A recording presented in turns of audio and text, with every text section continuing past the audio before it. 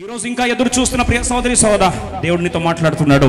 రెండిటి మధ్యలో నువ్వు నలిగిపోతున్నావు. యాకోబు బాధే బహుశా నీ బాధేమో. ఎందుకొరకు నీ జీవితంలో బ్రేక్ త్రూ ఆలస్యం అవుతుంది తెలుసా? ఎందుకొరకు దేవుని జవాబు ఆలస్యం అవుతుంది తెలుసా? ఎందుకొరకు నువ్వు సమృద్ధిలోకి రాలేకపోతున్నావు తెలుసా? ఎందుకొరకు నీ ప్రార్థనకు జవాబు రావట్లేదు తెలుసా? ఎందుకొరకు నీ సమస్య మారట్లేదు తెలుసా? You will never experience the freedom. You will never experience abundance. బహుశా ఈరోజు వందల ప్రార్థనలు నీ వెనకాల ఉన్నాయి, కానీ నీ జీవితంలో విడుదల రావట్లేదా? ఈరోజు నీ జీవితంలో క్షీణత ఉందా? ఈరోజు ఇంకా క్షామంలో ఉన్నావా? ఈరోజు కృపా సమృద్ధి అనుభవించట్లేదా? సాతాను మొదటిగా దాడి చేయడానికి ముందు కృంగుదల తీసుకొని రాకముందు అంటాడు, నిజంగా నీ దేవుని నువ్వు ఇప్పుడు ప్రేమిస్తున్నాడా అనే సందేహము రేకెత్తిస్తాడు. లోపల దేవుడి మీద అనుమానం తీసుకొస్తాడు. కృప చూపిస్తున్నాడని తెలుసు, శాశ్వత ప్రేమ అని తెలుసు, కానీ ఆయన ప్రేమ ఈ రోజు కూడా అంతే మోతాదులో. ఆరంభంలో ఏ పిచ్చి ప్రేమ పెట్టుకున్నాడు, ఈరోజు అదే పిచ్చి ప్రేమ పెట్టుకున్నాడని నిజంగా నమ్ముతున్నావా? ఒక సామాన్య మనిషి అని యోసేపుకి ఇంత ప్రేమ ఉంటే, నిన్ను ప్రేమించి నీ కొరకు ప్రాణం అర్పించి కలవరసలు ఉదరాలను చెందించిన యేసు ప్రభువు ఆయనకి ఇంకెంత ప్రేమ. 2 కొరింథీ 12:9 నా కృప నీకు చాలును. అలాగే శీర్షిక చాలిన కృప. బెన్యామీను వంతు వారందరి వంతుల కంటే 5 అంతలు గొప్పదే. అందుకొరకే పౌలు భక్తుడు విశేషమైన అభిషేకం, విశేషమైన దర్శనం, విశేషమైన పరలోకపు దర్శన భాగ్యం బహుశా ఏ శరీరం కూడా అంత గొప్ప ప్రత్యక్షతలు పొందలేదు, పొందబోడు కూడా ఏమో. అలాంటి ప్రత్యక్షత కలిగిన పౌలు జీవితంలో ఆయనే ప్రార్థన చేస్తే చనిపోయిన వారు సైతం బ్రతికారు. అంత గొప్ప అభిషేకం ఉంది, అంత గొప్ప ప్రభావం ఉంది. అయితే తన జీవితంలో దేవుడు తను హెచ్చిపోకుండా, పౌలు గర్వించకుండా, దేవుని కృపకు దూరం కావద్దని పౌలు జీవితంలో హెచ్చిపోకుండా ఒక ముళ్ళును దేవుడు పౌలు జీవితంలో ఉంచాడు. ఆ ముళ్ళు పౌలు జీవితంలో అనేక సార్లు బాధిస్తూ, సాతాను దూతగా తనను గాయం చేస్తూ, ముందు సాగలేక అలా అని చెప్పి పరిచర్య బలముగా ముందుకు సాగలేని పరిస్థితిలో తను ప్రార్థన చేయడం ఆరంభించాడు. ప్రభువా దయచేసి ఈ ముళ్ళు తీసేయి నాయనా అని సుమారు ఆ విధంగా 3 సార్లు ప్రార్థిస్తూ వచ్చాడు. ప్రభు అన్నాడు ఆఖరిగా 2 కొరింథీ 12:9 అందుకు నా కృప నీకు చాలును, బలహీనత యందు నా శక్తి పరిపూర్ణమగుచున్నదని ఆయన నాతో చెప్పెను. కాగా క్రీస్తు శక్తి నా మీద నిలిచుండు నిమిత్తము విశేషముగా నా బలహీనత యందే అతిశయించుచున్నాను. దేవుని కృపను ఎప్పుడైతే అనుభవించాడో పౌలు భక్తుని జీవితంలో అటు తర్వాత ఎప్పుడు కూడా వేదన పడలేదు, సమస్య మారలేదు, ముళ్ళు పోలేదు. కానీ అంతవరకు బాధపడ్డ దేవుని దైవజనుడు ఆ రోజు నుంచి కృపను అనుభవించిన వాడు ఆ రోజు నుంచి ఆరాధించడం ఆరంభించాడు. కృపను బట్టి అతిశయించడం ఆరంభించాడు, కృపను బట్టి సంతోషించడం ఆరంభించాడు. అంటే ఈ కృప సూచక క్రియ కంటే బలమైనది, అద్భుతాల కంటే బలమైనది, ఆశ్చర్యాల కంటే బలమైనది, చనిపోయిన వారు బ్రతికిన దానికంటే బలమైనది. అందుకొరకు కీర్తకుడు అంటాడు నీ కృప జీవము కంటే ఉత్తమమైనది. It is more powerful than life. అలాంటి కృపకు నిలువెత్తు నిదర్శనంగా ఈరోజు మనము బెన్యామీను యొక్క కృపా మహదైశ్వర్యపు అనుభవం, యోసేపు యొక్క అంబుల పొదులో నుండి, కృపా మహదైశ్వర్యపు సమృద్ధిలో నుండి, ఎప్పుడైతే యోసేపు యొక్క కృపా మహదైశ్వర్య సమృద్ధిలో నుండి బెన్యామీను ఆ కృపకు పాత్రుడయ్యాడో, ఆ బెన్యామీను తన జీవితంలో అనుభవించిన కృపను జ్ఞాపకం చేసుకొనొచ్చు. ఆదికాండం 43:34 వస్తాను. మరియు అతడు తన ఎదుట నుండి వారికి వంతులెత్తి పంపెను. బెన్యామీను వంతు వారందరి వంతుల కంటే 5 అంతలు గొప్పది. వారు విందు ఆరగించి అతనితో కలిసి సంతుష్టిగా త్రాగిరి. మనందరికీ ఆ సంఘటన వెనుక చరిత్ర పరిచయమైందే, కానీ సంఘటన లోతుగా ధ్యానించడానికి క్లుప్తంగా జరిగిన సంఘటనను మీ ముందు జ్ఞాపకం చేయాలని ఇష్టపడుతున్నాను. మనందరికీ బాగా పరిచయము, యాకోబును దేవుడు ఏర్పరచుకున్నాడు, ఇశ్రాయేలుగా మార్చుకున్నాడు. యాకోబుకి 12 మంది సంతానము, అందులో ప్రియమైన వాడు యోసేపు. ప్రియమైన భార్య రాహేలు యొక్క జ్యేష్ఠ కుమారుడు యోసేపును దేవుడు ఎప్పుడైతే యాకోబుకి ఇచ్చాడో, యోసేపు అంటే వల్లబలిన ప్రేమ యాకోబుకి. ప్రతి సంవత్సరం ఏటేటా తన కొరకు రంగురంగుల చొక్కాయిని ఎప్పుడు కూడా సిద్ధపరిచి బహుకరిస్తుండేవాడు. మిగతా సహోదరుల కంటే ఉన్నతమైన రీతిలో యోసేపుని చూసుకోవడం ఆరంభించాడు. 17 సంవత్సరాల వయసులో యోసేపు ఒక రోజు స్వప్నముల ద్వారా దేవుడు మాట్లాడడం ఆరంభించాడు. భవిష్యత్ దర్శనం గురించి మాట్లాడుతున్నాడు. ఏంటా దర్శనం? ఆ దర్శనం ఏంటంటే దేవుడు తన పనిని విస్తృతంగా దీవించబోతున్నాడు. మిగతా పనులన్నీ కూడా వచ్చి తనను నమస్కారం చేస్తున్నాయి. సూర్యచంద్ర నక్షత్రాలు కూడా వచ్చి తనకు నమస్కారం చేస్తున్నాయని ఎప్పుడైతే దర్శనమును స్వప్నం ద్వారా పొందాడో, ఆ పొందిన దర్శనమును తీసుకెళ్ళి తన సహోదరులకు తల్లిదండ్రులకు పరిచయం చేశాడు. చేసిన వెంటనే నాటి నుండి సహోదరులు తనని ఈర్ష్యపడడం ఆరంభించారు, అసూయపడడం ఆరంభించారు. కలలు కనేవాడు మన మధ్యలోకి వచ్చాడని చెప్పి ఎగతాళి చేయడం ఆరంభించాడు. ఎగతాళి కాస్త చివరికి ఆ యోసేపుని ఎలాగైనా దూరం చేసుకోవాలని ప్రయత్నించారు. అసూయ పాతాళమంత కఠోరమైనదిగా చివరికి యోసేపుని తీసుకెళ్ళి ఇష్మాయిల్కి అమ్మేశారు, వాళ్ళు తీసుకెళ్ళి ఐగుప్తులకు అమ్మేశారు. చివరికి తీసుకెళ్ళి పోతిఫరు భార్యలో బానిస బతుకుగా మారింది యోసేపు జీవితం. ఇది 17 సంవత్సరాల వయసు. కాలం గిర్రున తిరిగింది. 13 సంవత్సరాల్లో యోసేపు అక్కడి నుంచి చెరసాలకు వెళ్ళాడు. చెరసాల నుండి నేరుగా ప్రధానమంత్రి స్థాయిలోకి దేవుడు తనను దీవించాడు. ప్రధానమంత్రిగా ఎప్పుడైతే పట్టాభిషేకం పొందాడో యోసేపు జీవితంలో, అప్పుడు రాజు కలభావాన్ని జ్ఞాపకం చేయడం ఆరంభించాడు. రాజుతో అన్నాడు, అయ్యా 7 సంవత్సరాల సమృద్ధిని దేవుడు ఇవ్వబోతున్నాడు. ఆ 7 సంవత్సరాల తర్వాత అది భయంకరమైన 7 సంవత్సరాల కరువు రాబోతుంది. 7 సంవత్సరాల్లో ఎలా మేనేజ్ చేయాలి, అటు తర్వాత 7 సంవత్సరాల కరువుని ఎలా ఎదుర్కోవాలని కావాల్సిన ఆలోచనలన్నీ కూడా జ్ఞాపకం చేస్తూ వచ్చాడు.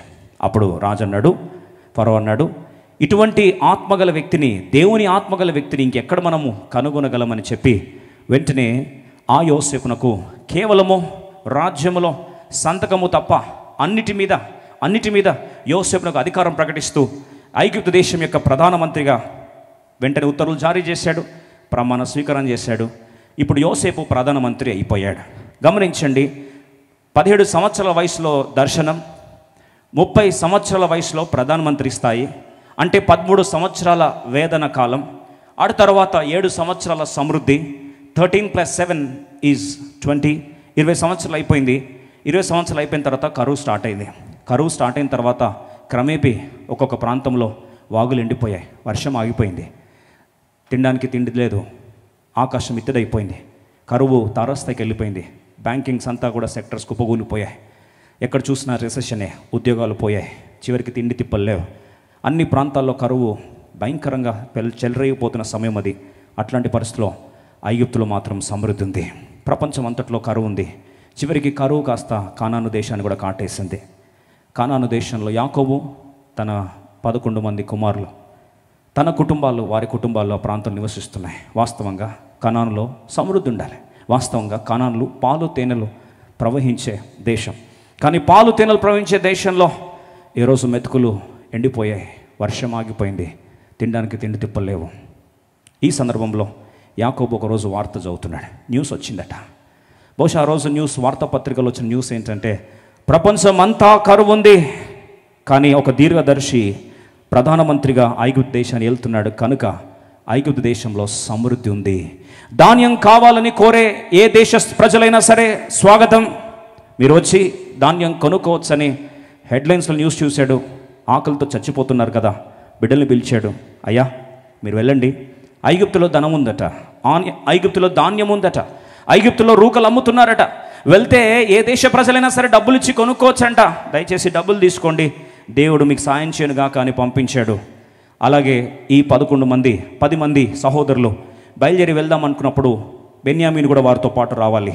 వెంటనే నాన్నన్నాడు, లేదు, ఈ బెన్యామీను రావడానికి వీల్లేదు, ఎందుకంటే ఆల్రెడీ కుమారుడైన యోసేపును కోల్పోయాను, ఇప్పుడు వాడి ప్రేమ అంతా కూడా బెన్యామీన్లో చూసుకుంటున్నాను, దయచేసి బెన్యామీను రావడానికి వీల్లేదు, మిగతా 10 మంది వెళ్ళండి. 10 మంది బయలుదేరారు. ఐగుప్తు దేశంలో యథావిధిగా వెళ్ళారు. తీరా వెళ్ళి చూస్తే ఎవరన్నారు, ఏ ధాన్యం కావాలని, ఏ సమృద్ధి కావాలని నేరుగా వెళ్ళి పరాయి దేశం నుంచి వచ్చే ప్రతి ఒక్కరు కూడా ఈ దేశ ప్రధానమంత్రి యోసేపు ముందు నిలబడాలి అన్నారు. సరే అని చెప్పి వీళ్ళు వెళ్ళి నిలబడ్డారు. నిలబడ్డప్పుడు యోసేపు కథంతా తిరుగుతూ ఉంది. ఒక్కసారి కళ్ళ ముందు అమ్మిన కళ్ళు కనిపిస్తున్నాయి, కళ్ళ ముందు గుంతలో పారేసిన చేతులు కనిపిస్తున్నాయి, కళ్ళ ముందు కలలుగను వాడు వచ్చాడని ఎగతాళి చేసిన మాటలు గుర్తొస్తున్నాయి, కళ్ళ ముందు దర్శనం గుర్తొస్తుంది, కళ్ళ ముందు కళ నెరవేరిన గుర్తులు గుర్తొస్తున్నాయి, మిగతా పనులన్నీ కూడా వచ్చి నమస్కారం చేస్తుంది గుర్తొస్తున్నాయి. వాగ్దానాలు నెరవేరిన సమయం అది. ఆ సందర్భంలో చూస్తున్నాడు, మీకు కావాల్సిన రూకలు ఇస్తాను, కానీ నాకు మీ మీద నమ్మకం కుదరట్లేదు, మిమ్మల్ని చూస్తుంటే వేగుల వారిలాగా ఉన్నారు, సెక్యూరిటీ బ్రెచ్ మా దేశాన్ని కలిగించే ప్రయత్నం చేస్తారని నాకు మీ మీద అపోహ ఉంది అంటే వెంటనే కంగారు పడిపోయారు. ఒక్క మాటకి వెంటనే దిగ్భ్రాంతి చెందిపోయి వీళ్ళ ఐడెంటిటీ మార్క్స్, వీళ్ళ ఆధార్ కార్డ్ డీటెయిల్స్, వీళ్ళ రేషన్ కార్డ్ డీటెయిల్స్, వీళ్ళ పుట్టు పూర్వోత్తరాలు అన్నీ కూడా చెప్పడం ఆరంభించారు. లేదయ్యా, మేమందరం కూడా ఒక వ్యక్తి బిడ్డలమే. 12 మంది చూస్తే ఇంత పెద్ద క్రికెట్ టీం అని చెప్పి స్పైస్ టీం అనుకోకండి. మేము వేగుల వారం కాదు, మేము ఒక వ్యక్తి కుమారులము. అయితే మా ఆఖరివాడు లేడు, ఆఖరివాడు ఇంట్లోనే ఉన్నాడు, ఇంకొకడు మా నుంచి దూరం అయిపోయాడు. ఆ దూరం అయిపోయిన వ్యక్తి ముందే నిలబడి ఈ కథలన్నీ చెప్తా ఉన్నారు. అయితే ఆయన అన్నాడు, సరే ఆఖరివాడిని మీరు తీసుకొచ్చేదాకా జామీనుగా షూరిటీగా సిమియోన్ని ఇక్కడ షూరిటీ పెట్టండి. ఆఖరి ఇది అన్నారు కదా, ఇంట్లో ఉన్నాడు అన్నారు కదా, వాడిని తీసుకొస్తే నేను నెక్స్ట్ టైం రేషన్ సప్లై ఇస్తాను. గుండెలాగిపోయాయి. ఏ వార్త అయితే జరగొద్దనుకున్నారో అదే జరిగిపోయింది. నాన్న ఏది తట్టుకోలేడో అదే ఆ వార్తనే యోసేపు నోట్లో, ప్రధానమంత్రి నోటి నుంచి వచ్చింది. వెంటనే వారు అన్నారు, అయ్యా ఈ వార్త తెలిస్తే మా నాన్న తట్టుకోలేడు, ప్రసక్తి లేదు, ఆఖరి వాడిని తీసుకురండి, 2వ ధాన్యం యొక్క రేషన్ పొందండి, సిమియోను తీసుకొని వెళ్ళండి. నేను చూడాల్సిందే మీరు నిజంగా వేగుల వారా నమ్మకస్తులా నాకు తెలియాలంటే ఆఖరివాడు ఇక్కడ రావాల్సిందే. ఎవరు ఆఖరివాడు? బెన్యామీనుడు, నేటి కథానాయకుడు. నేరుగా ఇంటికి వెళ్ళారు, తండ్రి గారికి చెప్పిందంతా చెప్పారు. నాన్న రేషన్ పంపించావు, పోయాము, అడిగాము, ఇచ్చారు, డబ్బులు తీసుకోమంటే వాళ్ళు ఏంటో వెరైటీగా డబ్బులు పేమెంట్ తీసుకున్నారు, రిసిప్ట్ ఇచ్చారు, కానీ తిరిగి బ్యాగ్స్లో కట్టిన డబ్బంతా కూడా వేసేశారు. ఎంత వెరైటీగా ఉంది అక్కడంతా. అవునా సిమియోనేడ్రా? నాన్న అదే చెప్పాలనుకుంటున్నాము, ఒక 2 నిమిషాలు గుండె ధైర్యం చేసుకోండి. వెళ్తున్నప్పుడు మా మీద డౌట్ ప్రకటించారు. డౌట్ ప్రకటిస్తే మీరేం చేశారు? ఆధార్ కార్డ్ డీటెయిల్స్ అని చెప్పారా? ఆధార్ కార్డ్ డీటెయిల్సే కాదు, మీ రేషన్ కార్డు మొత్తం చెప్పేశాం. ఏమేం చెప్పారు? మేము 12 మంది బిడ్డలమని, ఆఖరివాడు ఒకప్పుడు ఉండేవాడు 11వ వాడు లేడని, దాని తర్వాత ఆఖరివాడు ఇంట్లో ఉన్నాడని చెప్పారా? అన్ని డీటెయిల్స్ ఇచ్చేసారా? ఇచ్చేసాము. ఏమన్నాడు తర్వాత? ఆఖరివాడు వచ్చేదాకా సెకండ్ టైం సప్లై ఇవ్వను అన్నాడు. అవునా? నాకు తెలుసురా దరిద్రులారా, మీకు నోటిదూలు ఎక్కువరా మీకు. ఎవరు చెప్పమన్నాడరా మిమ్మల్ని? పోయి ఆల్రెడీ ఒకసారి యోసేపు పోవడానికి కారణమేమి? నెగ్లిజెన్స్. ఈసారి 2వసారి కూడా నా ప్రియతమ కుమారుడు దూరంగడానికి కారణమేమి? ఇంక అన్నీ స్టార్ట్ చేశాడు. నాన్న ముద్దాయిగా నిలబెట్టింది ఎవరిని తెలుసా? సిమియోన్ ఇంకా అక్కడే ఉన్నాడు. వెంటనే ఇప్పుడు భీష్మించుకున్న తండ్రి అన్నాడు, నాకు తిండి తిప్పలొద్దు, రేషన్ సప్లై వద్దు, సస్తే ఇలాగే చచ్చిపోదాం. జాగ్రత్త విందాం ప్రియ సోదరి సోదరా. సస్తే ఇలాగే చచ్చిపోదాం, కానీ ఆహారం వద్దు, ఏమి వద్దు, నా బెన్యామీను విడిచిపెట్టే ప్రసక్తే లేదుగాక లేదో. భీష్మించుకున్నాడు, మొండికేసాడు. తింటున్నారు, కూర్చొని తింటే కొండలేని ఏమవుతాయి? కరిగిపోతాయి. తినే ఆహారం అంతా అయిపోయింది, ధాన్యం అంతా అయిపోయింది, కరువు స్టార్ట్ అయిపోయింది. బహుశా కొందరు వెళ్ళి ప్రతి బ్యాగ్ చెక్ చేస్తున్నారు. భార్యలు అంటున్నారు, ఏంటి చెక్ చేసేది, అంతా అయిపోయింది, గోనె సంచులు తీసుకోండి, ఖాళీ గోనె సంచులు. భయం అవుతుంది. ఇప్పుడు వెళ్ళి ఆహారం అడగాలంటే పెట్టిన కండిషన్ గుర్తొస్తుంది. ఎవరిని తీసుకురావాలి? బెన్యామీన్ తీసుకురావాలి. కథ అంతా బెన్యామీన్ చుట్టే తిరుగుతుంది ప్రియ సోదరి సోదరా. Whole story is revolving around Benjamin. ఏంటయ్యా బెన్యామీన్ తీసుకురావాలి? వెళ్ళారు, నాన్న పిలిచాడు. ఒక రోజు ఎన్ని రోజులు ఆకలితో ఉంటారు? చివరికి గొంతు మీద కత్తి పెడితే ఎలాంటి ప్రయత్నాలన్నా చేయక తప్పదు, చివరికి ప్రాణాల మీదకే వస్తే ఏమైనా చేయక తప్పదని ఆఖరిగా భీష్మించుకున్న ఆ తండ్రి ఒకరోజు పిలిచాడు.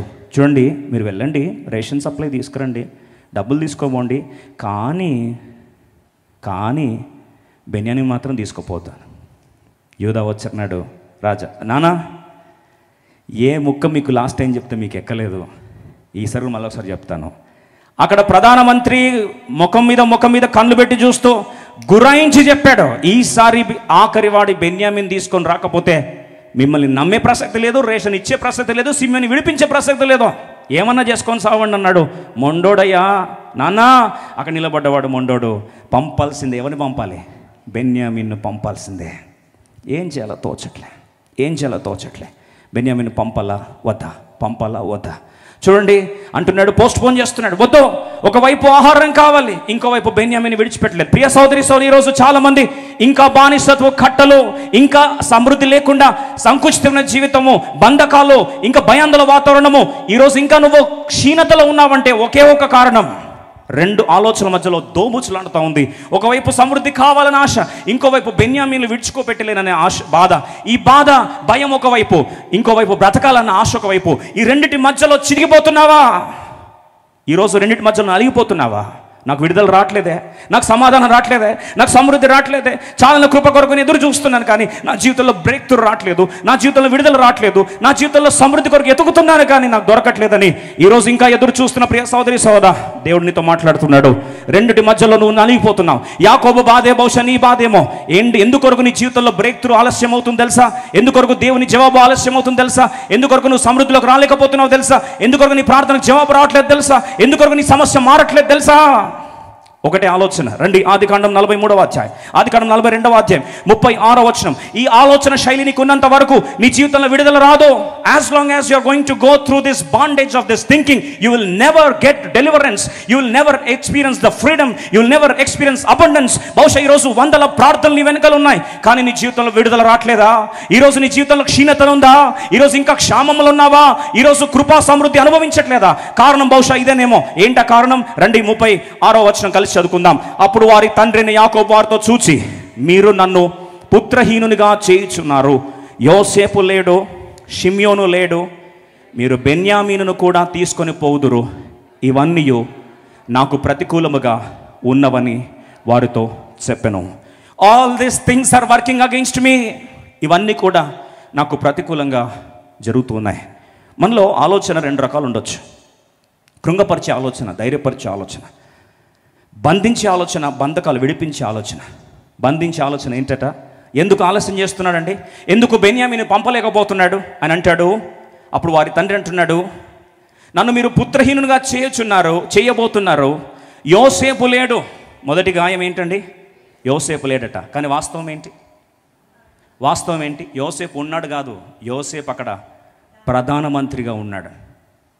ఆయన ఏమంటున్నాడు? యోసేపు లేదు అంటున్నాడు. రెండోది, షిమ్యోను లేడు. వాస్తవంగా షిమ్యోను ఏం చేస్తున్నాడు తెలుసా? అక్కడ ప్రైమ్ మినిస్టర్ ఆఫీస్లో కాలు మీద కాలేసుకొని కూర్చుంటే 3 పూటలు సంతోషంగా కడుపు నిండా భోజనం, ఎండాకాలంలో మంచి ఏసీ, హాయిగా కూర్చొని ఎంజాయ్ చేస్తున్నాడు. ఎవరు? షిమ్యోను. ఈయనేమంటాడు? యోసేపు లేడట. రెండోది, షిమ్యోను లేడట. ఇప్పుడు 2 గాయాలు జరిగాయి కదా, బాగా వినండి.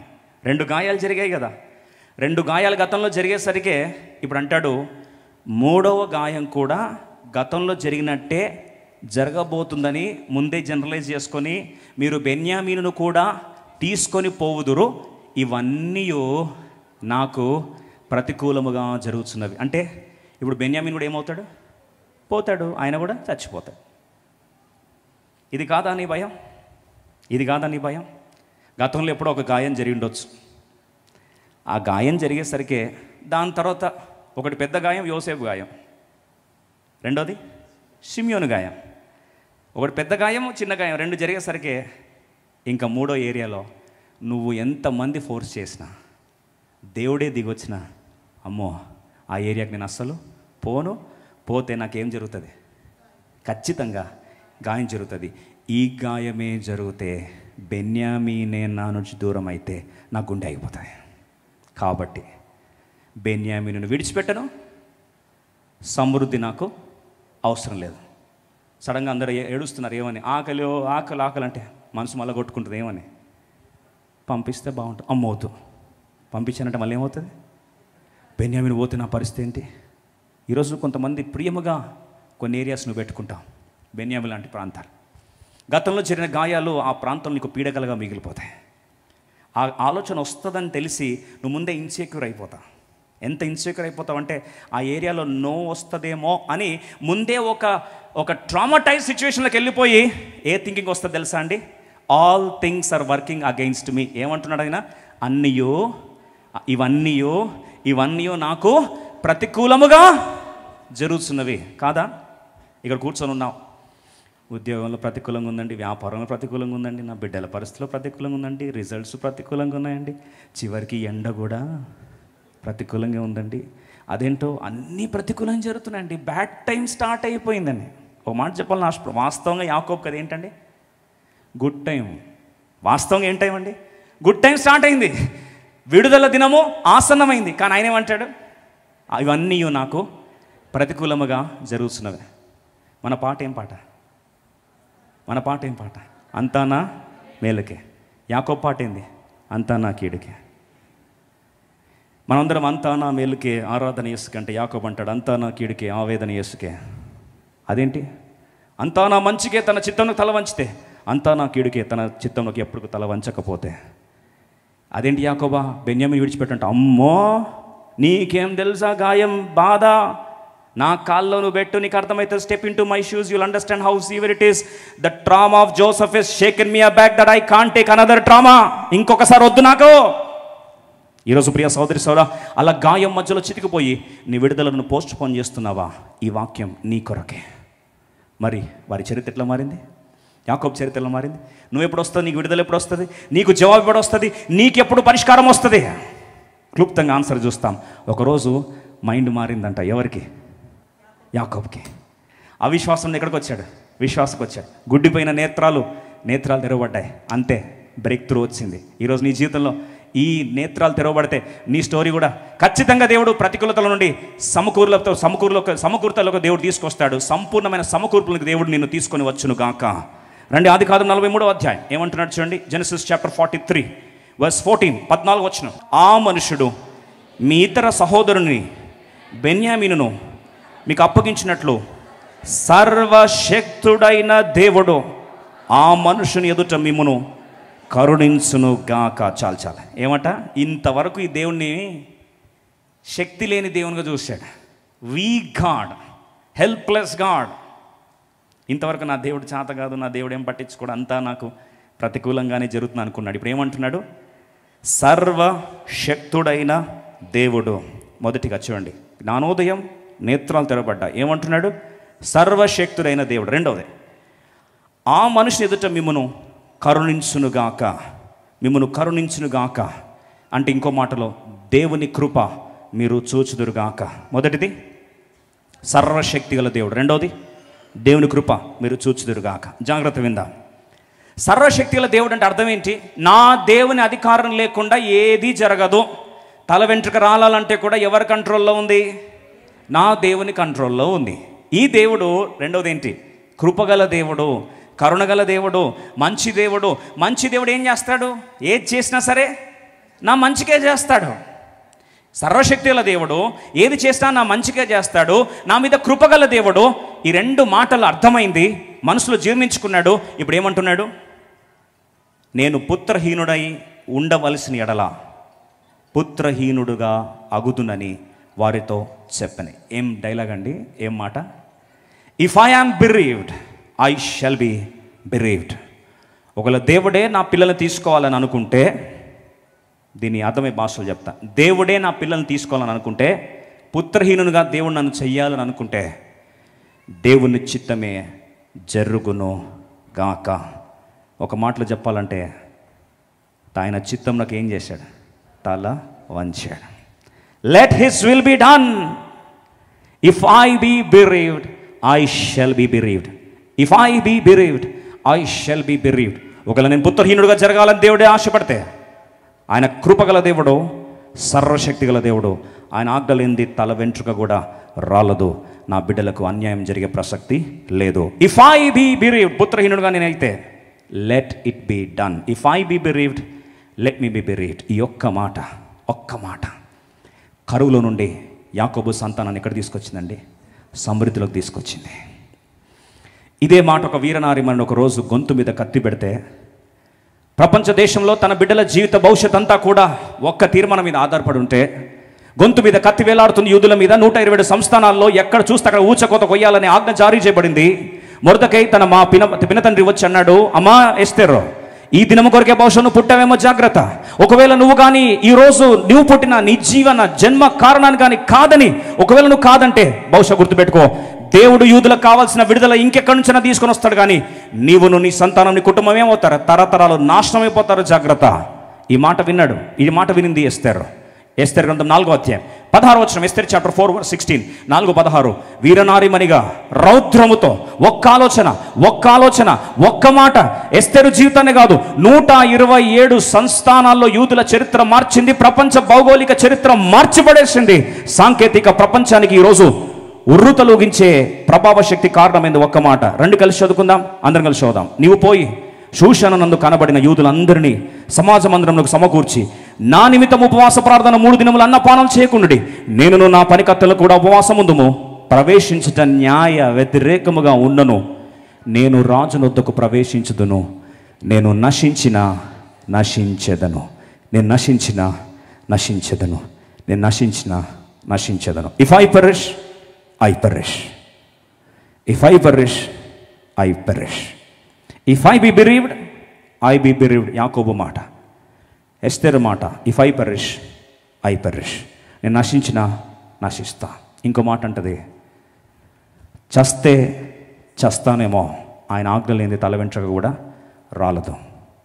కానీ చేతులు ముడుచుకొని కారణ జన్మురాలుగా పుట్టిన నా జీవితాన్ని ఈ ఉద్దేశంతో రాణి స్థానంలో వచ్చి కూర్చోబెడితే ఈ సింహాసనానికి అన్యాయం చేయను.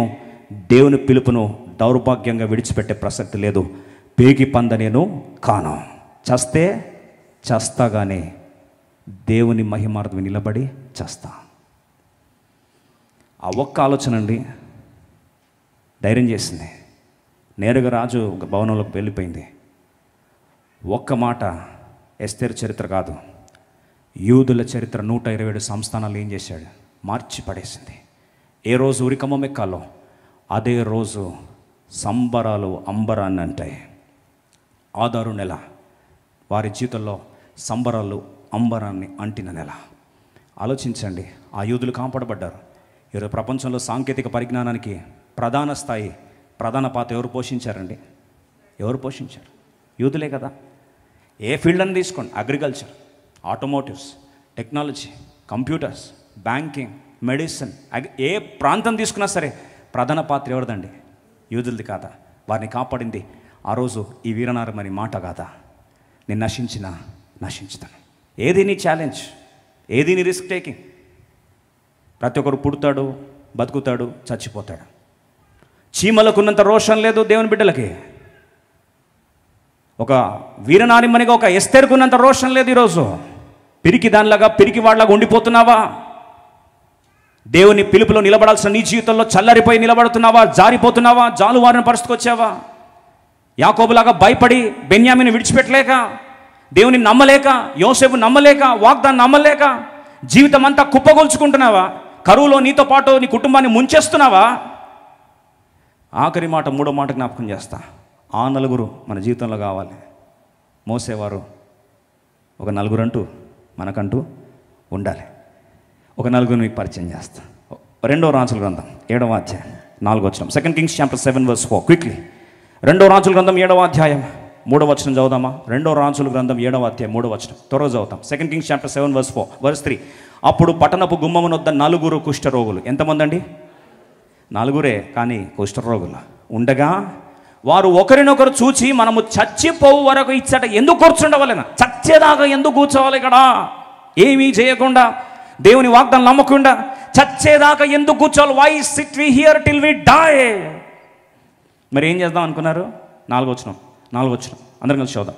పట్టణంలోనికి పోదాం అనుకుంటేమా, పట్టణమందు క్షామం ఉన్నది, అచ్చట చచ్చిపోదాం. పట్టణంకి వెళ్తే క్షామం ఉంది, అక్కడ ఇలాగే చచ్చిపోతాం. ఇచ్చట ఊరుగా కూర్చున్నాను, ఇచ్చట చచ్చిపోతాం. ఇప్పుడు చూడండి, పదండి సిరియన్ల దండుపేటలోనికి పోదాం రండి, వారు మనలను బ్రతుకనిచ్చినా బ్రతుకుదాం. ఈ లైనేనండి, వారు బ్రతకనిస్తే బ్రతుకుతాం, మనల్ని చంపినా చేస్తాం అని చెప్పుకొని బయలుదేరారట.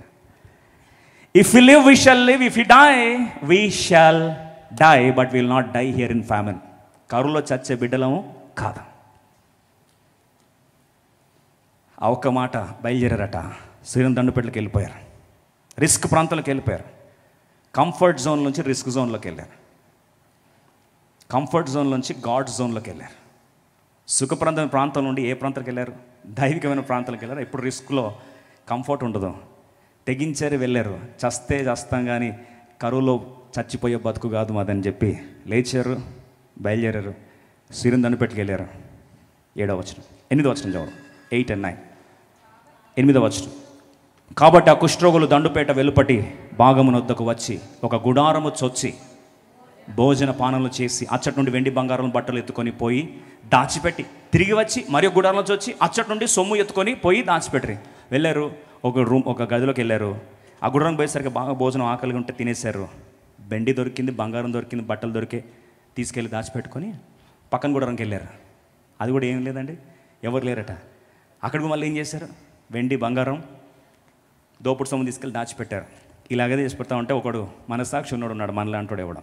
9వ వచనం, వారు మనము చేయనది మంచి పని కాదు, నేటి దినము శుభవార్త మానము గల దినము. It's a day of good tidings, good news day. ఈరోజు మనము ఊరుకునే నెల, తెల్లవారు వరకు మనం ఇచ్చట ఉండి నెడల ఏదైనా ఒక అపాయం మనకు సంభవించిన కనుక మనం వెళ్ళి రాజు ఇంటి వారితో సంగతి తెలియజెప్పుదాం రండి అని ఒకరితో ఒకరు చెప్పుకోండి. వాస్తవంగా వారికి బ్యాడ్ న్యూస్ అయితే వారి ధైర్యం, దేవుని మీద విశ్వాసం, చేస్తే చేస్తాం, అదేదో యుద్ధంలో నిలబడే చేస్తామని వెళ్ళి మిగతా వాళ్ళు పారిపోతా ఉంటే పెరిగి పందల్లో ధైర్యంగా వెళ్ళారు. సిరియను దండపెట్లకు వెళ్ళారు, సమృద్ధిని పొందుకున్నారు, శుభవార్త విధంగా వారి జీవితాన్ని మార్చుకున్నారు. ప్రియ సోదరి సోదరా, ఈరోజు సరైన విశ్వాసపు ఆలోచన లేక ఐఎమ్ అండర్ థ్రెట్. యాకోబు అంటాడు కదా, అంతా నాకు వ్యతిరేకం జరుగుతుంది, అంతా నా మీద పడ్డారు, అందరూ నా మీదే పడ్డారు. ఈరోజు మనలో చాలామంది ఇదే డైలాగ్ రిపీటెడ్గా మాట్లాడుతుంటారు. ఏమనండి, అదేంటండి ప్రపంచం అంతా నా మీదే పడిందని. ఇంకెవ్వరికి పని లేదు, అందరు నీ మీదే పడ్డారు. అదేంటండి, నా కుటుంబం నా మీదే పడింది, నా శత్రులు నా మీదే పడ్డారు, ఉద్యోగాలు నా మీద పడ్డారు, బాస్ నా మీద పడ్డాడు, లాస్ట్కి చర్చలు కూడా నా మీద పడ్డారు, సేవకుడు కూడా నా మీదే పడ్డాడు. అదేంటండి, అందరు నా మీదే పడ్డారు, ఇంకెవ్వరికి పని లేదండి. పాపం అందరు యాకోబు మీదే పడతారు. అక్కడేమో యోసేపు ఏమో పిఎం కుర్చీలో కూర్చున్నాడు, సిమియోన్ ఏమో గెస్ట్ హౌస్లో ఎంజాయ్ చేస్తున్నాడు. కానీ ఈయన బతుకు మాత్రం, అయ్యో అందరూ నా మీదే పడ్డారు, అందరూ నాకు వ్యతిరేకంగా, నందో నా బతుకని తింటే ఐఎమ్ అండర్ అటాక్. ఈ చెప్పేసరికి నువ్వు టెన్షన్ పడిపోయి, అంతే అండి బాధలు ఇంతే, దేవుడు మర్చిపోయాడండి, దేవుడు విడిచిపెట్టాడండి, అదేంటో అండి, దేవుని నమ్ముకున్న రోజు నుంచి కష్టాలు కూరలు చాచుకొని తరుముతా ఉన్నాయండి, దీని బదులు దేవుని వద్దేసుకుంటే మంచిది. ఆ రోజు బేతేలు ఎందుకు ప్రాణం చేశాను, పెనియల్లో ఇస్రాయల్ ఎందుకు మారాడు, నా బతుకు అలాగే ఏసావుని కొట్లాడుకుని ఇంట్లో కూర్చుంటే బాగుండని ఆలోచిస్తూ కూర్చుంటావు. వాస్తవంగా your son is supposed the prime minister of entire Egypt and he is the saviour of the world. ప్రపంచాన్ని కాపాడే కుమారుడు నీ కుమారుడైతే ఈరోజు ఇంకా ఏడుస్తూ కూర్చున్నావా? కొంతమంది సహోదరులు ఉన్నారు, వారు చూడండి, సరే యాకోబు మనస్తత్వం ఇదైతే, తన సహోదరుల మనస్తత్వం ఏంటంటే వెళ్ళారు, చెప్పినట్టే వెళ్ళారు. ఇప్పుడు యోసేపు అన్నాడు వాళ్ళని ఆఫీస్లోకి తీసుకురండి, పిఎం ఆఫీస్ తీసుకురండి అని. ప్రైమ్ మినిస్టర్ ఆఫీస్లోకి ఎస్కార్ట్ చేశారు, సెక్యూరిటీ ఆఫీసర్స్ వచ్చి వాళ్ళని లోపల తీసుకెళ్లారు. వాళ్ళ వాహనాలు అంటే గాడిదల్ని లోపల పార్కింగ్ చేశారు. లోపలికి వచ్చేసరికి చూడండి వీళ్ళ థింకింగ్ ఎలా ఉంటుంది, మన థింకింగ్ కూడా అంతే. ఒక్కసారి నువ్వు థ్రెట్లో ఉంటే ప్రతి ఒక్కటి అలాగే ఎక్కడి నుంచి వచ్చినా మీద పడతారని చూస్తూ ఉంటా. రండి ఆదికాండం 43వ అధ్యాయం ఏమంటున్నారు చూడండి. 43వ అధ్యాయం 18వ వచనం, ఆ మనుషులు యోసేపు ఇంటికి రప్పింపబడినందున వారు భయపడి మొదట మన గోనెలలో తిరిగి పెట్టుబడిన రూకలు నిమిత్తం అతడు మన మీదికెట అకస్మాత్తుగా వచ్చి మీద పడి మనం దాసులుగా చెరపట్టి మన గాడిదలను తీసుకొనుటకు లోపలికి తెప్పించును అనుకోర్రి. ఎంత కామెడీగా ఆలోచిస్తున్నారు చూడండి. ఏమంట, పిఎం లోపల రమ్మన్నాడంటే మన మీద ఏం చేస్తారట, అకస్మాత్తుగా మీద పడతారట, సడన్ అటాక్. ఎట్లా చేస్తారంటండి, సడన్ అటాక్ అంట. తర్వాత మనల్ని ఏం చేస్తారంట, సర్వెంట్స్ అని డిక్లేర్ చేస్తారంట. మూడోది, మన గాడిదలను తీసుకుంటారంట. ఆలోచించండి, యోసేపుకి గాడిదలతో పని ఉందా? ఐగుప్తు దేనికి ఫేమస్? గుర్రాలకి ఫేమస్ అండి. సొలొమోను గుర్రాలు ఎక్కడ తెప్పించుకున్నాడు? ఐగుప్తు నుంచి తెప్పించుకున్నాడు. గుర్రాలు పెట్టుకున్నాడు గాడిద మీద పడతాడా? నీకు ఆల్రెడీ BMW కారు ఉంటే మారుతి 800 మీద పడతావా? ఇప్పుడు మారుతి 800 పెట్టుకొని వచ్చి ఏమంటున్నారండి,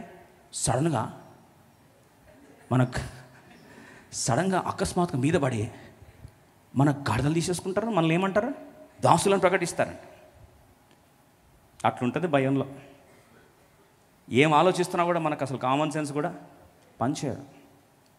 మళ్ళీ అటండి, దాసులు ప్రకటించడానికంటే అకస్మాత్తు మీద పడాలి. ఎవరు? ఒక పిఎం స్థాయిలో ఉన్నాడు, ఐగుప్తు మొత్తం తన కాళ్ళ కింద పడేస్తుంటే బార్డర్ సెక్యూరిటీ ఫోర్స్ దాటినప్పుడే చంపాలంటే 2 నిమిషాలు వాళ్ళని పట్టుకోవచ్చు కదండి. బార్డర్ సెక్యూరిటీ ఫోర్స్ ఎవరి కింద ఉంటుంది? పిఎం కింద ఉంటుంది. ఆర్మీ ఎవరి కింద ఉంటుంది? పిఎం కింద ఉంటుంది. సెక్యూరిటీ గార్డ్స్, గన్మెన్లు అణువున చిట్టుకేస్తే మొత్తం అంతా యోసేపు సైన్యం ఉంటే ఈయన మీద అట ఎట్లా పడతారంటండి, వీళ్ళ మీద అకస్మాత్తు లోపల ఆఫీస్కి వచ్చి పడతారా? ఏమి అజ్ఞానం కదా. ఎవరినండి నమ్మాల్సింది? ఎవరు? యోసేపుని నమ్మాలి. కానీ విషాదం ఏంటండి, ఎవరిని అనుమానిస్తున్నారు? యోసేపుని అనుమానిస్తున్నారు. ఇది కాదా నీ జీవితం, మన జీవితం? దేవుని వాగ్దానం నమ్మో, దేవుని పిలుపుని నమ్మో. దేవుడు నిన్ను పైకి తీసుకురావాలని ఎంత ఆశపడితే కూడా నువ్వు ఆల్రెడీ చెరువులో మునిగిపోతున్నావు అనుకో, ఈత రాక మునిగిపోతున్నావు. దేవుడిని దయదలిచి నీకు తాడేస్తాడు లోపల. తాడేసి, నా బిడ్డ నా బిడ్డ తాడు పట్టుకొని బయటకు రానన్న, ఐగుప్తులు ఏముంది, సమృద్ధి ఉంది, నీ కొడుకే ఇక్కడ ప్రధానమంత్రిగా ఉన్నాడు రానాయన అంటే మనం చూసి ఏమంటాం తెలుసా అండి? ఏమేశాడు? తాడు కాదు అది, పాము. ఏంటది? పాము. నానా తాడుని పట్టుకున్నాను అంటే నా మీద దేవుని కోపం ఉంది. ఏమేశాడు? పాము వేశాడు. అరే పాము కాదు నాన్న, నేను నీకు అన్యాయం చేసే దేవుని కాదు నాన్న అంటే అది ఖచ్చితంగా ఏంటది? పామే. ఆడే ఉండు, నిజంగా పాము వచ్చి ముసలిలో వచ్చి ఏం చేస్తాయి? కాటేస్తాయి. నమ్మాలి. మనుషులు నమ్ముతాం, ప్రతి ఒక్కరు నమ్ముతాం ఎక్సెప్ట్ దేవుడు. దేవుని తప్ప అందరిని ఏం చేస్తామండి? నమ్మకంగా నమ్ముతాం, కానీ దేవుని మాత్రం నమ్మం. పరమ యోసేపు నమ్మాలంటే ఎంత కష్టమో. అబ్బో కష్టం అండి నిజంగా. అంటే కళ్ళ ముందు కనపడాడు కదండి, కళ్ళ ముందు కనిపిస్తే పాపం మొత్తం మేకప్ అంతా వేరే కనిపిస్తున్నాడు. విషాదం ఏంటంటే సహోదరులు కూడా ఏం చేస్తున్నారండి? భయపడతా ఉన్నారు. ఇప్పుడు ఒక మాట చెప్తాను, అద్భుతమైన మాట. ఆదికాండం 43వ అధ్యాయం 29వ వచనం. అప్పుడు అతడు కనులెత్తి తన తల్లి కుమారుడును తన తమ్ముడైన బెన్యామిని చూసి, మీరు నాతో చెప్పిన మీ తమ్ముడు ఇతడేనా అని అడిగి, నా కుమారుడ, దేవుడు నిన్ను కరుణించును గాక. May God's grace be granted unto you. ఇంకో మాటలో, may grace of God be given unto you. నానేం ప్రార్థన చేశాడు బయలుదేరేటప్పుడు? సర్వశక్తిమంతుడు మిమ్మలను కరుణించును గాక. ఇప్పుడు ఈయనేమంటున్నాడు? దేవుడు నిన్ను కరుణించును గాక నా కుమారుడ బెన్యామీనా. ఒక్కసారి ఆ బెన్యామీను అటువైపు చూస్తూ ఉంటే ఎవరు కనిపిస్తున్నారండి? యోసేపు కనిపిస్తూ ఉన్నాడు. ఆ యోసేపు కనిపిస్తూ ఉంటే చూడండి, బెన్యామీను మనసంతా ద్రవిస్తూ ఉంది. దేవుడు నిన్ను కరుణించును గాక, దేవుడు నిన్ను కరుణించుగాక. ఎందుకు అంటున్నాడు ఆ మాట? రండి 30వ వచనం చూస్తాం. 30వ వచనం 43-30 కలిసి చదువుదామా? 43-30 త్వరగా. అప్పుడు తన తమ్ముని మీద యోసేపునకు ప్రేమ పొర్లుకొని వచ్చను గనుక అతడు త్వరపడి ఏడ్చుటకు చోటు వెదకి లోపల గదిలోనికి వెళ్ళి అక్కడ ఏడ్చెను. ఇప్పుడు లోపల నుంచి ఏం తన్నుకొస్తుందండి? ప్రేమ తన్నుకొస్తుంది. ఎవరిని చూసి? బెన్యామీని చూసి. నీ కొరకు ఆ ప్రధానమంత్రి, నేను కాపాడే రక్షకుడు ప్రేమ కట్టలు తెంచుకొని గుండె లోతులో తన్నుకొని వస్తూ పొర్లుకొని వస్తున్న ప్రేమ నీకు కనిపించట్లే. ఇంకా కరువులో ఉంటావా? ఎన్ని రోజులు ఉంటావు కరువులో? Come to Joseph. యోసేపు దగ్గర రావడానికి బాధ ఏంటి? అభద్రత, అపనమ్మకం, గత గాయం, నమ్మలేకపోవడం. ఈరోజు ఇంకా అలాగే జీవిస్తున్నావా? మీరు అనొచ్చు, బెన్యామీనుకి మరి వచ్చి ఏం చేశాడు? అక్కడ రాయబడిన మాట, బెన్యామీనికి ఏం చేశాడంటండి? 5 అంతలు బెన్యామీనుకు ఇచ్చాడు, మిగతా వారికి 1 వంతే ఇస్తూ వచ్చాడు. అసలు 5 అంతల ఆశీర్వాదం, 5 అంతల కృప బెన్యామీనికి ఎట్లా ఇచ్చాడు? ఎందుకు ఇచ్చాడు? అసలు బెన్యామీన్ ఆశీర్వాదం ఎవరిది? ఈరోజు ఒక మాట జ్ఞాపకం చేస్తాం. అందుకొరకే మీరు అనొచ్చు, పాత నిబంధనలు ఇంత ఉందండి, కానీ ఇదంతా మాకేంటంటే అవసరం ఏంటి అని ఒక మాట జ్ఞాపకం చేస్తా. పాత నిబంధనలో ప్రతి పేజ్లో ఎప్పుడైతే నువ్వు యేసుక్రీస్తు ప్రభువారిని చూడగలుగుతావో అదే ప్రత్యక్షత. That is the divine revolution, the supremacy of the revolution of God. పాత నిబంధనలో స్థూలంగా ఆ కంపారిజన్ని, మనం టైపాలజీని చూడడానికి ప్రయత్నిస్తాం. చూడండి, గమనించండి. యేసుక్రీస్తు ప్రభువారిని యోసేపుతో కంపేర్ చేయడానికి ఒక బహుశా మీరు అనొచ్చు, ఎందుకు కంపేర్ చేయాలండి అని. ఒక మాట చెప్తాను.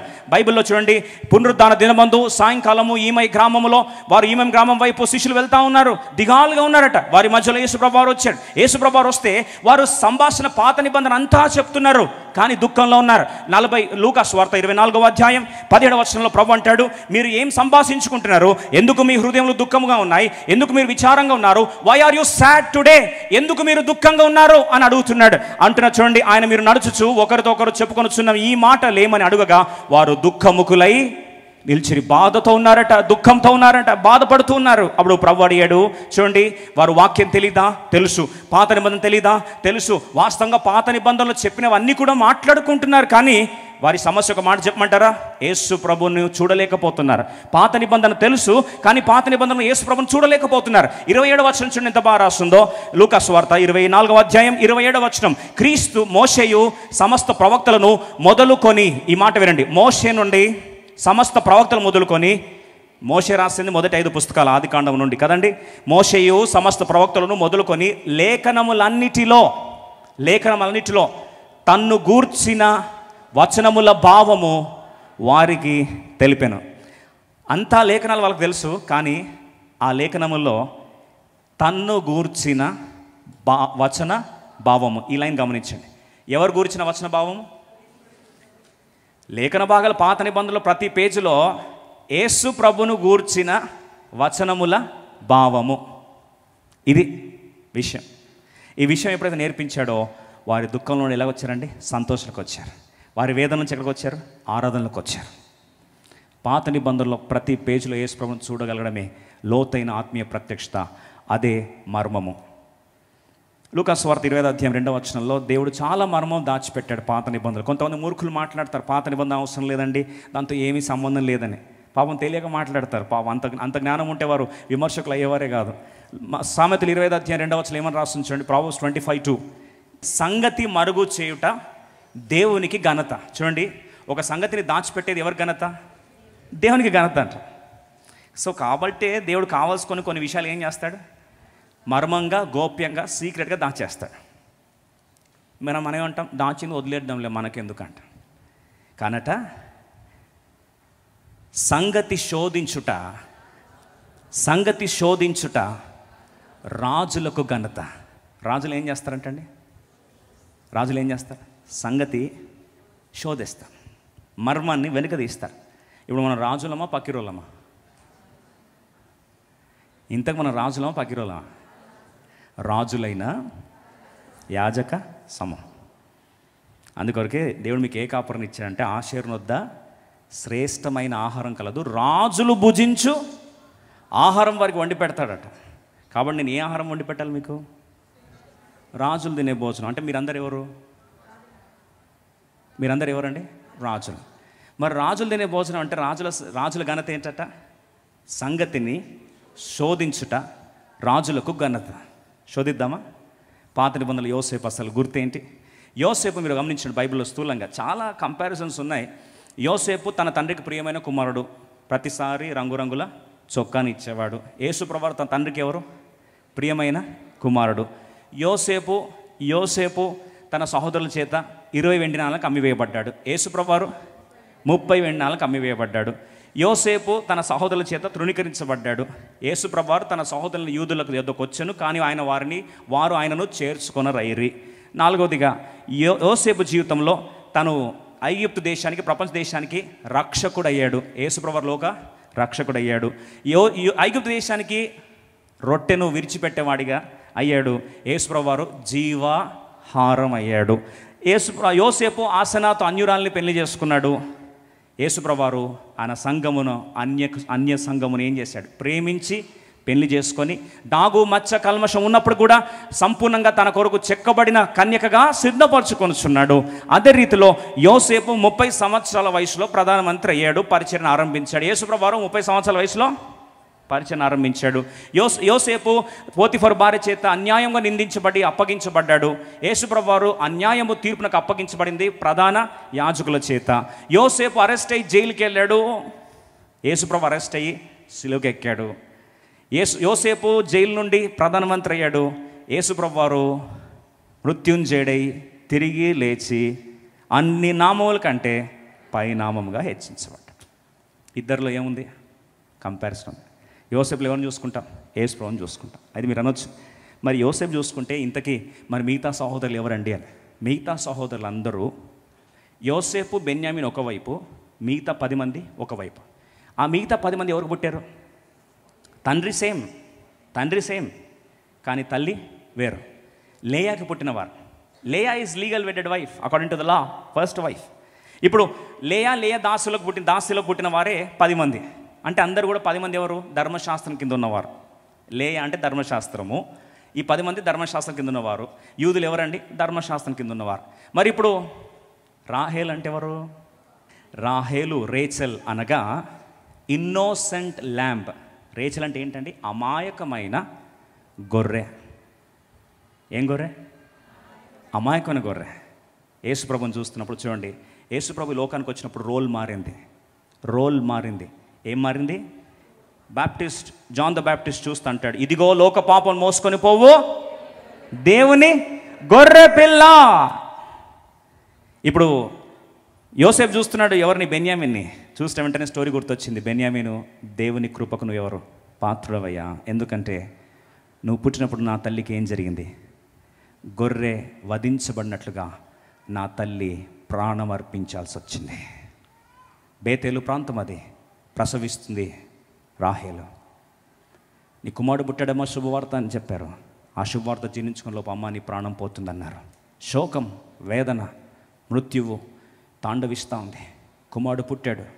ఆ కుమారుడికి బెనోని, శోకపు పుత్రుడని పేరు పెట్టింది. అమ్మ చనిపోయింది. గమనించండి, తల్లి ఒడిలో నుండి గర్భము కోస్తే ఆ గర్భకోతలో నుండి పుట్టిన బిడ్డే బెన్యామీను. రాహేలు అనగా అమాయకమైన గొర్రె. ఆ గొర్రె గర్భంలో నుండి ద్రవించిన రక్తంలో నుండి, స్రవించిన రక్తం నుండి వచ్చిన బిడ్డ పేరే బెన్యామీను. కల్వరిశిలలో యేసు ప్రభువారు ఏమయ్యాడు మన కొరకు? ఏమయ్యాడు? వధించబడిన గొర్రె పిల్లగా రక్తమంతటిని ఏం చేశాడు? కార్చాడు. ఆ గర్భములో నుండి పుట్టిన రక్త బిడ్డలమే బెన్యామీను వంశం. అదే నీవు నేను. ఒక్క మాటలో చెప్పాలంటే సంఘం ఎవరండి? బెన్యామీను వంశం. మనందరం కూడా అన్యులైనప్పటికీ, ధర్మశాస్త్రం కింద లేకపోయినప్పటికీ, ఆ కల్వరిశిలలో గొర్రెపిల్ల వధించబడిన యేసు ప్రభువారి రక్తంలో నుండి పుట్టిన సముదాయమే మనం. ఇప్పుడు బెన్యామీన్ ఎవరు? నీవు నేను. అలా చూస్తూ ఉన్నాడు. ఒకసారి ఆలోచించండి. ప్రేమ తన్నుకొస్తూ ఉంది. బైబిల్ రాస్తుంది. అంతవరకట ఉప్పొంగుతున్న ప్రేమను తట్టుకొని అణుచుకుంటున్నాడు.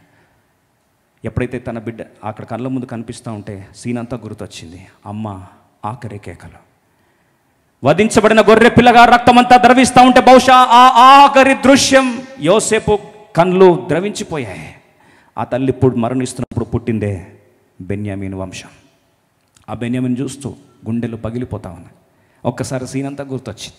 వధించబడిన గొర్రెపిల్ల గుర్తొచ్చి ఒక బహుశా నేను అనుకోవడము అక్కడ దాకా ప్రధానమంత్రిగా కూర్చున్న యోసేపు ఎప్పుడైతే దృశ్యాన్ని చూశాడో, రండి ఆ 43 ఒకసారి ఆ మాట చదువుకుందాం. Let's turn our Bibles quickly to Genesis chapter 43. అందరం కలిసి 30 వచనం చదువుదాం. అంతవరకు కట్టలు తెంచుకొని ఆ ప్రేమ లోపల అంచుకుంటున్నాడు. అప్పుడు తన తమ్ముని మీద యోసేపునకు ప్రేమ పొర్లుకొని వచ్చెను గనుక అతడు త్వరపడి ఏడ్చుటకు చోటు వెదకి లోపల గదిలోనికి వెళ్ళి అక్కడ ఇంకా తట్టుకోలేంత ఏడుపు వస్తూ ఉంది, దుఃఖము తన్నుకొస్తా ఉంది.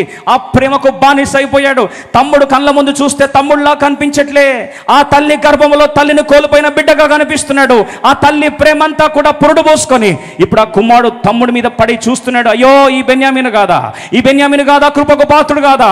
అయ్యో ఈ కృపకు పాత్రుడైన తమ్ముడు చూస్తూ ఉంటే పరిస్థితి ఇలా ఉండిపోయిందే. హృదయం ద్రవించిపోతా ఉంది. తన్నుకొని వస్తున్న ప్రేమ కట్టలు తెంచుకుంది. తన ఆఫీస్లోకి వెళ్ళిపోయాడు. బోర్మని ఏడ్చేస్తూ ఉన్నాడు. బైబిల్ సెలవిస్తుంది, అప్పుడు తన తమ్ముని మీద యోసేపునకు ప్రేమ పొర్లుకొని వచ్చెను గనుక అతడు త్వరపడి ఏడ్చుటకు చోటు వెదకి లోపల గదిలోనికి వెళ్ళి అక్కడ ఏడ్చాను. 31 చూడండి, వెళ్ళిపోయాడు. 30 అప్పుడు అతడు ముఖము కడుగుకొని వెలుపలికి వచ్చి తన్ను తాను అణుచుకొని చాలండి. ఇంకా ప్రేమ ఆగట్లేదట. మీరు అనొచ్చు యోసేపు ఏడవడం కామనే కదా అని. కాదండి, ఇంతకుముందు ఏడ్చాడు. కానీ ఏడ్చినప్పుడు తన సహోదరులు మాట్లాడుకుంటున్నారంటే ఏమనంటే, యోసేపును అమ్మేసినందుకే ఈ కర్మరా బాబు మనల్ని వెంటాడుతుందని. ఆ మాట విని గతం గుర్తొచ్చింది. ఇదే అన్నాలు కదా అమ్మేసింది, ఇదే అన్నాలు కదా నన్ను ఒక గుంతలో పడేసింది. ఈరోజు పశ్చాత్తాపడుతున్నారు. దేవుడు అన్యాస్తులు కాదే, దేవుడు నమ్మదైన వాడని. ఒకప్పుడు ఏడ్చాడు, కానీ ఆ ఏడుపు కంట్రోల్ చేసుకున్నాడు. బయట ఎవరు కనపడలే. పక్క రూమ్కి వెళ్ళాల్సిన పరిస్థితి రాలే. ముఖం కడుక్కోవాల్సిన పరిస్థితి రాలే. లోపల అంచుకోవాల్సిన పరిస్థితి రాలే. కానీ ఇక్కడ గుండె లోతులు తన్నుకొస్తుంది. ప్రేమ. బెన్యామీను చూస్తే ప్రేమ, బెన్యామీను చూస్తే ప్రేమ. ఆ గొర్రె వధించబడిన గొర్రె పిల్ల యొక్క రక్తములో నుండి జాలువారిన ఆ పసి కందును చూస్తున్నప్పుడు, ఆ బిడ్డను చూస్తున్నప్పుడు ఆ గొర్రె గుర్తొస్తూ ఉంది. వధించబడిన తల్లి గుర్తొస్తుంది. ఈ తల్లి నా తల్లి కదా. బహుశా తల్లి ప్రాంతాన్ని తీసుకున్నాడు ఈ కుమారుడైన, జ్యేష్ఠ కుమారుడైన యేసు ప్రభువారు. ఏవో మాట చెప్పాలని ఆశపడుతున్నా. సమస్తం సమకూడి ఎందుకు మేలుకు జరుగుతుంది తెలుసా? రోమా 8:28 సమస్తం సమకూడి మేలుకు ఎవరికి జరుగుతుంది తెలుసా?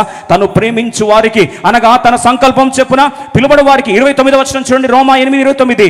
దేవుడు ఎవరిని ముందుగా ప్రేమించును, ఎందుకనగా తన కుమారుడు అనేక సహోదరులో జ్యేష్ఠుడగున్నట్లు. ఇప్పుడు చూడండి, తల్లి ప్రాంతం వధించిన జ్యేష్ఠ కుమారుడు ఎవరండి? యేసు ప్రభువారు. తమ్ముడు ఎవరు? బెన్యామీను. యోసేపు తమ్ముడు ఎవరు? బెన్యామీను. యోసేపు ఎవరు? జ్యేష్ఠుడు. ఒకే తల్లి గర్భం నుంచి వచ్చిన ఆ ఇద్దరు. ఈరోజు జ్యేష్ఠుడైన యేసుప్రభువు వారు ఎవరిని ముందుగా ఎరిగినో వారు తన కుమారునితో సారూప్యము గలవారుగుటకు వారిని ముందుగా నిర్ణయించును. ఈరోజు కొట్టుకుంటుంది దేవుని ప్రేమ నీ పట్ల బెన్యామీనో. ఈరోజు భయపడుతున్నావా దేవుని దగ్గర రావడానికి? దేవుని కృప నాకేం సరిపోతుందంటే ఆయన ప్రేమ ఈరోజు నీ కొరకు కొట్టుకుంటుంది, కట్టలు తెంచుకొని ఏడుస్తుంది. ఆ ప్రేమకు బానిసైపోయాడు. ఒక్కసారి డైరెక్ట్గా లోపల తీసుకురమ్మన్నాడు. వధించండి, వేటను కోయండి, విందు ఆర్భాటాలు చేయండి, డైరెక్ట్గా అంతర్భాగంలోకి తీసుకొచ్చేయండి, బ్యాంక్వెట్ హాల్ తీసుకొచ్చేయండి, 2 టేబుల్స్ వేయండి. ఒక టేబుల్లో నేను కూర్చుంటా, పక్క టేబుల్ వెళ్ళి తీసుకురండి, కూర్చోబెట్టండి. ఈ యొక్క బెన్యామీనుకు వడ్డించడం ఆరంభించాడు. చూడండి, బైబిల్ సెలవిస్తుంది, వడ్డించడం ఆరంభిస్తే ఆ టేబుల్లో తన టేబుల్ నుండి తాను తీసుకెళ్ళి ఏం చేస్తున్నాడు? అందరికి వడ్డిస్తూ ఉంటే బెన్యామీనుకు వచ్చి ఏం చేస్తున్నాడు? 5 అంతలు వడ్డిస్తున్నాడు. అందరికీ ఒక దమ్ బిర్యానీ వస్తే బెన్యామీన్ దగ్గరికి వెళ్ళేసరికి 5 దమ్ బిర్యానీలు. అందరికీ ఒక్క ఐస్ క్రీమ్ వస్తే బెన్యామీన్కి 5 ఐస్ క్రీములు. అందరికీ ఒక్క కూల్ డ్రింక్ వస్తే బెన్యామీన్కి 5 కూల్ డ్రింకులు. సన్నగా పేలవంగా చిన్నప్పుడే తలింగోల్పోయిన వాడు కూర్చుంటే మన ముందు అందరూ వస్తున్నారు, 5 ప్లేట్లు పెడుతున్నారు. నేను ఇంత తినను అంటే తినాల్సిందే. ఎందుకంటే ప్రధానమంత్రి ఆర్డర్స్. కానీ పాపం ఈయన తెలియదు, అక్కడ కూర్చున్న prime minister provider Jehovah Jaira ఆయన సొంత అన్న అని తెలియదు. ఈరోజు కూడా అంతే. మనల్ని పోషించే దేవుడు మన తండ్రి అని తెలీదు, అన్న అని తెలీదు, ప్రాణం పెట్టినోడని తెలీదు, కొట్టుకుంటాడని తెలీదు, ప్రేమ గింజుకుంటుందని తెలీదు. ఎప్పుడు ఆయన ప్రేమను అనుమానించడం. ఒక మాట చెప్పాలని ఆశపడుతున్నా. ప్రేమట పొర్లి తన్నుకొని వస్తూ ఉంది. ఒక మాట చెప్తాను, కృపను నువ్వు ఎంజాయ్ చేయాలంటే, కృపను నువ్వు ఆశ్రయించాలంటే మొదటిగా నువ్వు ఆయన ప్రేమను ఏం చేయాలి? అర్థం చేసుకోవాలి. ఈరోజు ఆయన ప్రేమను అర్థం చేసుకుంటావా? Do you really want to understand the love of God? ఒక మాట చెప్పాలని ఆశపడుతున్నా. యేసుప్రభువు వారు ఎప్పుడైతే ఈ భూలోకానికి వచ్చాడో బాప్తిసంలో సాక్ష్యం ఇచ్చడానికి యోర్దాన్ నదిలో కాళ్ళు పెట్టాడు. యేసుప్రభువు వారి గురించి తండ్రి మాట్లాడుతూ అంటాడు, ఈయననా గట్టి చెప్పండి, ఈయననా ప్రియ కుమారుడు. కుమారుడు కాదు, ఎవరండి? ప్రియ కుమారుడు. Underline that point. ఏం కుమారుడు? ప్రియ కుమారుడు. కొన్ని రోజుల్లో శోధన స్టార్ట్ అయింది. సాతాను ఈడ్చుకొని వెళ్ళాడు. 40 దినాలు ఉపవాసం అరణ్యంలో తీసుకెళ్ళాడు. ఇప్పుడు సాతాను అంటున్నాడు, నువ్వు నిజముగా ప్రియ కుమారుడు కాదు, నువ్వు నిజముగా దేవుని కుమారుడు అయితే. ఏ పాయింట్ లేపేశాడు? గట్టి చెప్పాలి. ప్రియ పాయింట్ లేపేశాడు. మీరు అనొచ్చు, డౌట్ రావాలి, ఎందుకు లేపేశాడు? నాకు అనిపించింది ఒక మానసిక శాస్త్రవేత్తగా, నువ్వు దేవుని ప్రియ కుమారుడు అంటే వెంటనే ప్రియ అనే పదం అటాచ్ అయితే ఈయన దేవునికి ప్రియుడు అని తెలిస్తే అసలు సాతాను వేసే బాణాలు ఒక్కటి కూడా పనిచేయదు. కాబట్టి సాతాను ఎప్పుడు కూడా నువ్వు దేవునికి ప్రియమైన దానవు, ప్రియమైన వాడవు అనే సత్యము నువ్వు ఎప్పుడు కూడా గుర్తు పెట్టుకోవద్దు. ఎక్కడ పొరపాటున గుర్తుపెట్టుకుంటావని ఫ్రేమ్ చేసే క్వశ్చన్లలో కూడా ఆ మాట లేకుండా ఏం చేస్తాడు? కట్ చేస్తాడు. ఈరోజు నేను అడుగుతా ఉన్నా, ఒక్కసారి కానీ సాతాను ప్రియమైన కుమారుడు అనే పదం ఎత్తితే ప్రియమైన కుమారుడు ముందు శోధనలు పనిచేయవు. ప్రియమైన కుమారుడు ముందు ఆయుధాలు, సాతాను ఆయుధాలు కుప్పకూలిపోతాయి. సాతాను పప్పులు ఉడకవు. Satan does not want you to remember that God loves you madly. ఈరోజు కొంతమంది డౌట్ ఏంటంటే, నిజంగా దేవుడు ప్రేమిస్తున్నాడా అండి? మళ్ళీ అందరూ కంటోపాఠం క్రైస్తవ ప్రపంచానికి వచ్చిన పదం తెలుసా? దేవుడు లోకమును ఎంతో ఎంతో ప్రేమించాడు. అదొకప్పుడు. ఇప్పుడు ప్రేమ ఉందో లేదో అండి? కాదా? డౌట్ రాదా? సాతాను మొదటిగా దాడి చేయడానికి ముందు కృంగుదల తీసుకొని రాకముందు అంటాడు, నిజంగా నీ దేవుడు నిన్ను ఇప్పుడు ప్రేమిస్తున్నాడా అనే సందేహము రేకెత్తిస్తాడు. లోపల దేవుడి మీద అనుమానం తీసుకొస్తాడు. అక్కడ కూర్చుంది ప్రధానమంత్రి, ఎవడో కాదు, సొంత అన్న, తల్లి పేగుల్లో తన్నుకొస్తున్న గొర్రెపిల్ల రక్తంలో నుండి ద్రవించిన ప్రేమ అది అని ఒక్క మాట గుర్తు చేసుకుంటే అన్నలు భయపడాల్సిన అవసరం వచ్చేది కాదు. నాన్న ఆలస్యం చేయాల్సిన అవసరం వచ్చేది కాదు. తమ్ముడు బిక్కుమంటూ పిచ్చోళ్ళలాగా కూర్చునే అవసరం వచ్చేదే కాదు. ఒక మాట చెప్తాను, బైబిల్ నాకు ఇష్టమైన మాట, యోహాను సువార్త 13:1. దయచేసి ఎప్పుడు మర్చిపోవద్దు. నీకు డౌట్ ఉందా? దేవుడు నిన్ను ప్రేమించాడా? ఒకప్పుడు ప్రేమించాడండి. ఈరోజు ప్రేమిస్తాడా? ప్రేమించట్లేదండి. నా బతుకు బాగలేదండి, నాకు ఏది కూడా నేను దేవుడిని ఇష్టపడినట్టు జీవించట్లేదండి, అయినా దేవుడు నన్ను ప్రేమిస్తాడా అంటే ఒక మాట జ్ఞాపకం చేస్తా, దేవుడు ప్రేమ స్వరూపి, ఆ ప్రేమ మారదు. మనం కూడా అంటాం ఏమని? శాశ్వతమైన ప్రేమతో నేను నిన్ను ప్రేమించున్నాను కనుక విడువక నీ ఎడల అబ్బా కృప చూపిస్తున్నాడని తెలుసు, శాశ్వతమైన ప్రేమ అని తెలుసు, కానీ ఆయన ప్రేమ ఈరోజు కూడా అంతే మోతాదులో, ఆరంభంలో ఏ పిచ్చి ప్రేమ పెట్టుకున్నాడో ఈరోజు అదే పిచ్చి ప్రేమ పెట్టుకున్నాడని నిజంగా నమ్ముతున్నావా? లేదండి అంట.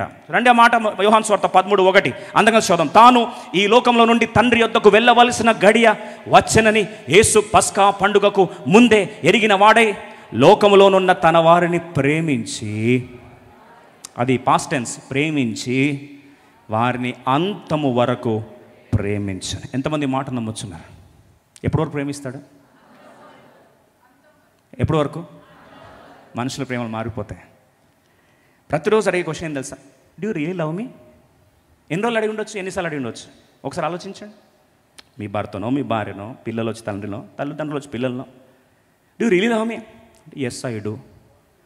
కానీ ఏంటో స్టార్టింగ్లో అంత ప్రేమ ఇప్పుడు ఏమో అనిపించట్లేదు. మనిషి ప్రేమ ఏమవుతుందండి? మారిపోతుంది. Conditional love, situational love. వర్షాకాలం ఒక ప్రేమ, ఎండాకాలం ఒక ప్రేమ. ఏసీ పని చేస్తే ఒక ప్రేమ, పని చేయకపోతే లేదండి చర్చ్ రాలేమండి, వేడి ఎక్కువ కదండి అనే ప్రేమ మంది. ప్రభు స్తోత్రం, 2 హాల్స్ ఏసీ ఇచ్చాడు దేవుడు మనకు. Our love is conditional but God's love is unconditional. Bible రాస్తుంది ఎంతవరకు ప్రేమించాడంట? అంతము వరకు. ఒకప్పుడు ప్రేమించాడు, అంతం వరకు కూడా ఏం చేస్తాడు? ప్రేమిస్తాడు.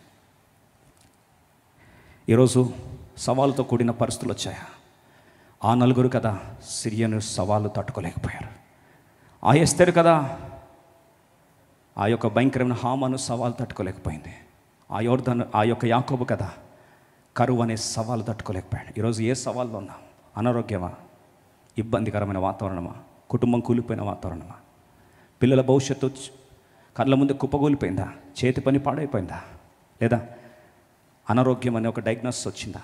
నా దేవుడు నన్ను నిజంగా ప్రేమించట్లేదేమో అని అనుకుంటున్నావా?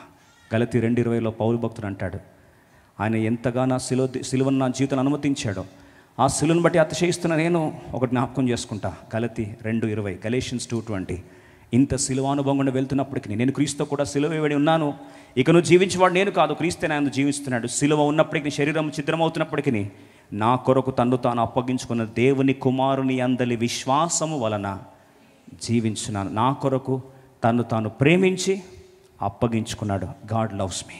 గుండె మీద చేసుకున్నాడు. ఉపద్రవం చూస్తున్నాడు. నా ప్రభు నన్ను ప్రేమిస్తున్నాడు. ఈరోజు బల ఎదుట ఆయన గుర్తులు లేవా? ప్రేమ గుర్తులు. ఆయన శరీరము, ఆయన రక్తం. ప్రభు ఏమన్నాడు? నన్ను జ్ఞాపకము చేసుకున్నట్టుకై దీనిని చేయడు. ఏమని జ్ఞాపకం చేసుకుంటావు? బలం ముడితే ఏమని జ్ఞాపకం చేసుకుంటావు? ప్రభు క్రైస్తవుని ప్రతి ఆధారం వచ్చాను బలం ముట్టే అదా? ఏమని జ్ఞాపకం చేసుకుంటావు? ఆయన వారిని ప్రేమించి అంతము వరకు వారిని ప్రేమించను, ప్రేమిస్తూనే ఉన్నాడు. యోసేపు ప్రేమ తెలుసుకుంటే, ఓ యాకోబు విగత జీవిలాగా దుఃఖ సాగరంలో మునిగిపోయి నీ విడుదల దినాన్ని పోస్ట్పోన్ చేయవో. ఆయన ప్రేమను అర్థం చేసుకుంటే సహోదరులారా, వాళ్ళు ఆఖరి దాకా అర్థం చేసుకోలేదంటండి. ఆఖరి దాకా కూడా అనుకుంటున్నారు. ఆ అన్నం చూస్తే, యోసేపు చూస్తే భయం. ఆఖరులు అంటారు నాన్న చనిపోయాడు, ఇప్పుడు భయం స్టార్ట్ అయింది.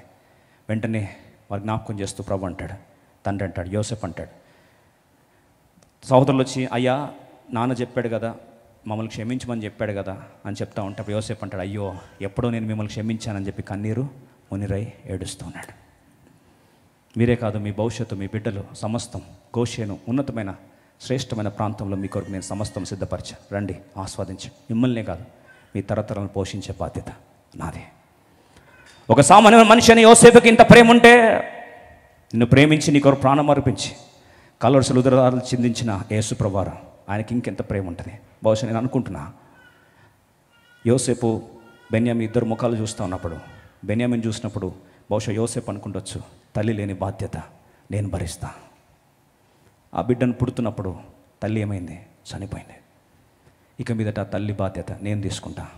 బెన్యామీన్ తల్లి ఏమేమో తెలియదు, తల్లి పెడితే ఎలా పెడతాదో నేను చూపిస్తానని చెప్పి ప్రతి దగ్గర ఏం చేస్తున్నానండి?